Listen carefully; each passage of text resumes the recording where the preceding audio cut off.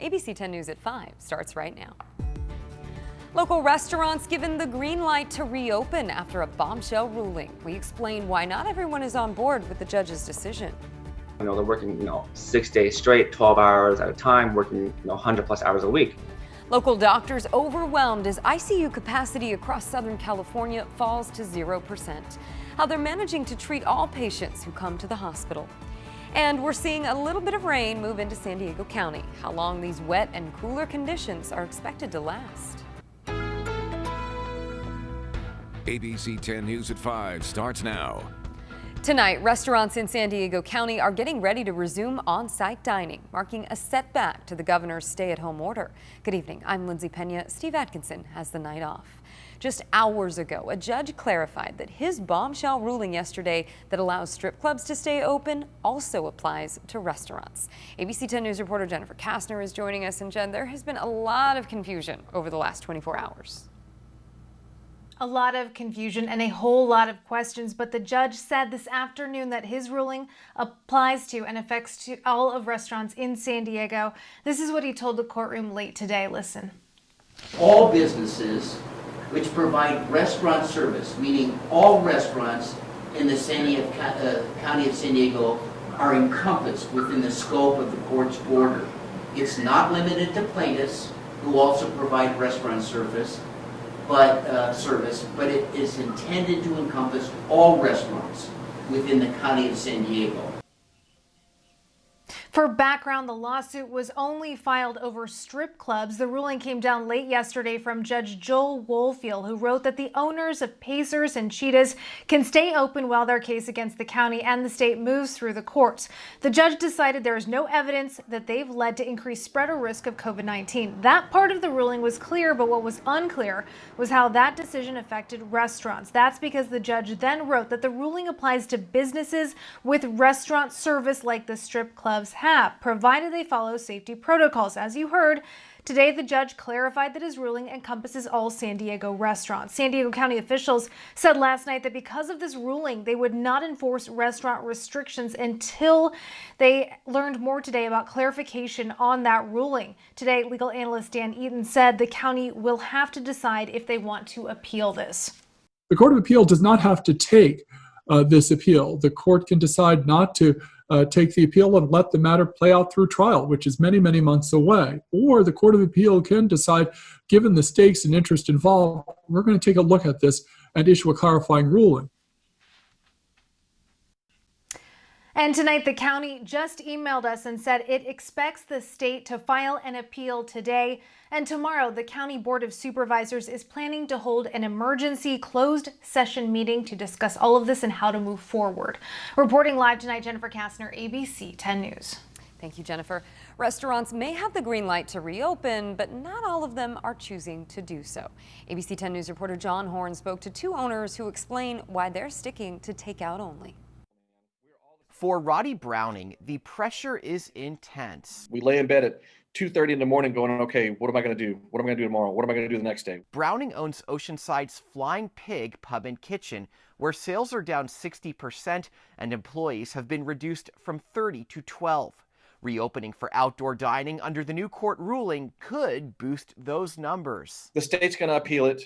And what is the point in opening back up again, right? And then bringing all these people back to work and then saying, oh, guys, the ruling changed. Don't get him wrong. Browning does plan to reopen under the court order, but he wants to respect the full 3 weeks intended in this latest shutdown order set to complete on the 28th. This is not about us against them. This is about, we made a choice to stick with, we said we would give the governor his 3 weeks, and I'm going to give him his 3 weeks. But other San Diego restaurants are planning to remain takeout only until health officials advise otherwise.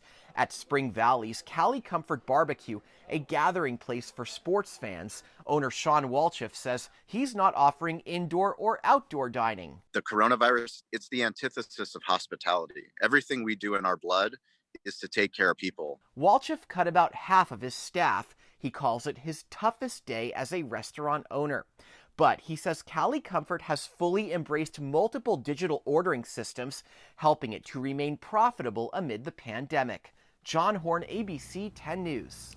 Nearly 110,000 San Diegans worked in county restaurants in October, the latest state data available. Numbers for November are expected tomorrow. It's been less than ideal, and I'm still prepared for anything, but I hope that this prevails, because I just don't see that the outdoor dining has contributed. Meanwhile, that is one restaurant owner who is planning on opening up again. Julian Hakim says outdoor dining will resume at the 4 locations of the taco stand that he co-owns. He says he hasn't seen any evidence that outdoor dining is contributing to the spread of COVID. However, he says there is evidence of spread from indoor dining, so he's keeping that closed. Hakim says he's glad the county won't be enforcing a shutdown, but says he is worried what the state might do. And earlier this year, Supervisor Nathan Fletcher was the only San Diego County supervisor who voted against reopening virtually every step of the way. And he joins us now to talk about these latest developments. Thank you so much, Supervisor Fletcher. How are you tonight? Yeah, for having me. Thank you. Good evening. Let's talk first about the message that you have for these restaurants. We just heard from one that are going to reopen under this court order. Well, look, our restaurants are struggling. They've been some of the most impacted by the public health issues. And I think there's been a significant failure by the part of the federal government. If we'd had rigorous and robust stimulus to make folks whole who had to close through no fault of their own, we'd be in a much better position. I've certainly led and fought to get as much help as we can to small businesses. But what we have at the county simply hasn't been enough. But the challenge in front of us is not whether we want restaurants open or closed. Of course, we want them open. We want everyone open. The challenge is what happens if we don't flatten the curve, and what happens if we don't change the trajectory. We went from 200 cases a day to now almost 3,000 cases a day. Yesterday, hospitals told me that they're canceling cancer patients' tumor removals because they don't have any beds left and they need the beds for COVID patients. And so we have to take action, and that includes limiting the highest risk, highest intensity settings, but also limiting the mixing between folks. And so it's a difficult decision, and it's a hard decision, and it's certainly not a decision that doesn't negatively impact people. But I don't think as a region we have any other choice, and this ruling is a significant setback in our efforts to change the trajectory. So we've heard that the state plans on filing appeal. You county supervisors tomorrow have a special meeting. Can you tell us anything about what the county might plan to do next? Well, the county initially already voted 3-2 when the case was about strip clubs to say that we would appeal if we lost. I'll never understand how a judge that had a case in front of him about 2 strip clubs just decided to expand it to every restaurant in San Diego County. But the Board of Supervisors will reassess if they still want to join in the appeal. I support joining in the appeal, but it's completely symbolic. It has no impact because the state of California has already appealed the ruling. And so tomorrow we'll have a meeting, we'll have a lot of callers, there'll be a lot of posturing, but it has no impact at all as the case has already been appealed by the state of California. All right. Supervisor Nathan Fletcher, thank you so much for your time tonight. We appreciate it. Thank you very much. Good evening.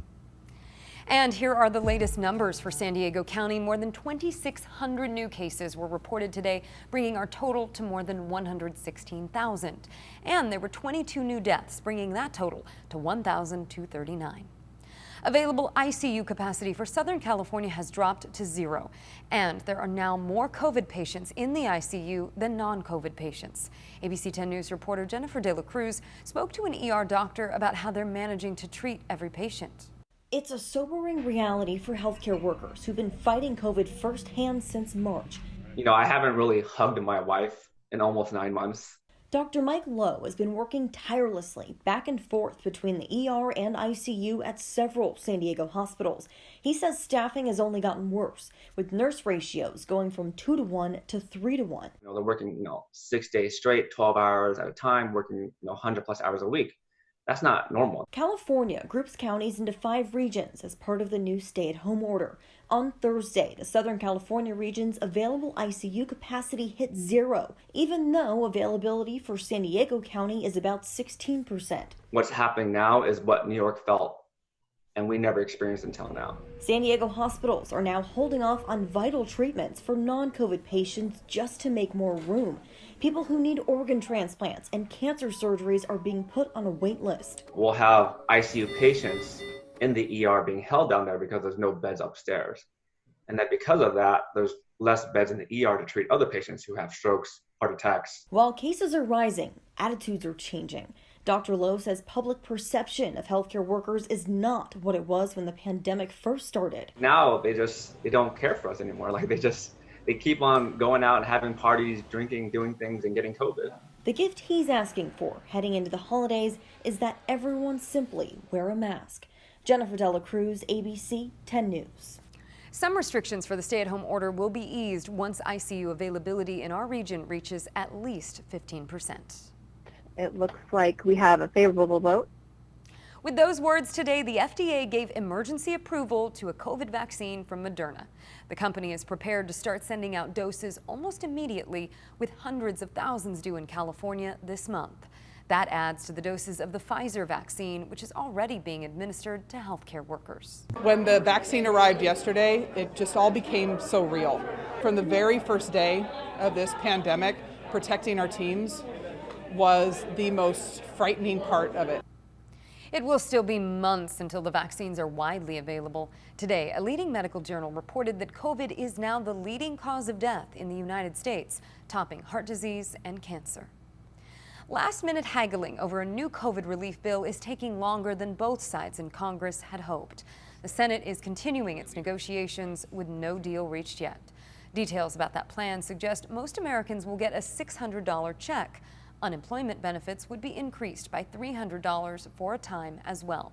That plan would also include spending $400 billion from the last relief bill that was never used. The Senate is planning a rare weekend session if a deal isn't done by tomorrow. And you can stay up to date on the latest developments surrounding the pandemic by downloading our free mobile app. Just go to the App Store and search 10 News. Turning now to our weather, we're starting to see a little bit of rain move into San Diego County. This is a live look at traffic moving outside, and here is our ABC 10 News meteorologist Angelica Campos, who's tracking those conditions. Hi, Angelica. Hi, Lindsay. A much cooler day today. Clouds have been around the area most of the day, and now a few light passing showers are making their way through the county, but not expecting much out of this. We talked about this yesterday, only about 1/100 of an inch in most places, which really that's not a lot given our conditions. A cold front moving through. As we switch it over to our pinpoint Doppler live, you can see how there's a little bit of green starting to show. Looks a little bit better, but again, most areas only looking at some light passing showers this near Coronado. And if I showed you the Coronado camera, it's actually pretty dry as we speak. Let's head over to the North County. I'll try to be as smooth as possible here. You can see Oceanside, Carlsbad. It is dry at the moment. And then you head over towards Valley Center, and there's a little bit of moisture making its way through the county. Again, accumulations will be very light for tonight, but we'll continue tracking that chance until at least 8 o'clock tonight before we shift gears again. And then we go back to elevated fire danger. We'll have much more on that coming up in our 7-day forecast. All right, thanks, Angelica. The teen accused of murdering a Carlsbad grandmother is denying all charges after facing a judge today for the first time. That teen is accused of stabbing 68-year-old Lisa Thorberg to death at the Haas Grove Trail in Carlsbad on November 23rd. Today's hearing was held virtually. Only the judge and lawyers involved were seen on the call. The teen's identity was not revealed, but through his attorney, he denied the allegations. The next hearing will be on the 22nd.